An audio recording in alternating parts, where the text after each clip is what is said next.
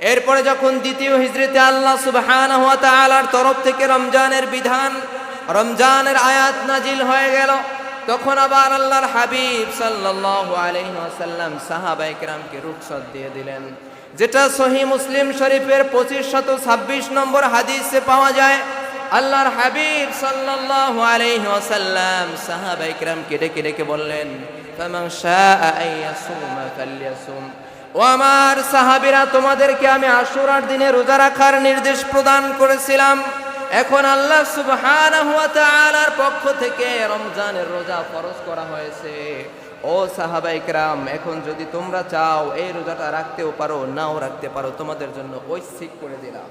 তার মানে আগে ফরজ ছিল আশুরার রোজা, এখন রমজানের আয়াত নাজিল হয়ে গেছে, এজন্য আমি তোমাদের উপরে ঐচ্ছিক করে দিলাম। এখন কেউ চাইলে আশুরার রোজা রাখতেও পারো, আর কেউ চাইলে আশুরার রোজা নাও রাখতে পারো, না রাখলে কোনো গুনাহ হবে না, কারণ আল্লাহ সুবহানাহু ওয়া তাআলা রমজানের রোজা ফরজ করে দিয়েছেন। পড়েন সুবহানাল্লাহ।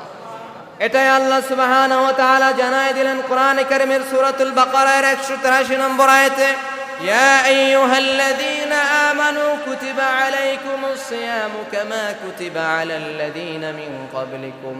আল্লাহ তাআলা ডেকে ডেকে বলেন, ও উম্মতে মুহাম্মাদি, এবার তোমাদের উপরে আমি রমজানের রোজাকে ফরজ করে দিলাম, যেমনি ভাবে পূর্ববর্তী নবীদের উপরে ফরজ ছিল। এই আয়াতের তাফসীর করতে গিয়ে তাফসীরে ইবনু কাসীরের মধ্যে আল্লামা ইবনু কাসীর রাহিমাহুল্লাহ একখানা হাদিস নিয়ে এসেছেন। ইসলামের দ্বিতীয় খলিফা হযরত ওমর ফারুক রাদিয়াল্লাহু তাআলা আনহুর কলিজার টুকরা হযরত আব্দুল্লাহ ইবনে ওমর রাদিয়াল্লাহু তাআলা আনহু, হযরত আব্দুল্লাহ ইবনে ওমর রাদিয়াল্লাহু তাআলা আনহু থেকে হাদিসখানা বর্ণিত।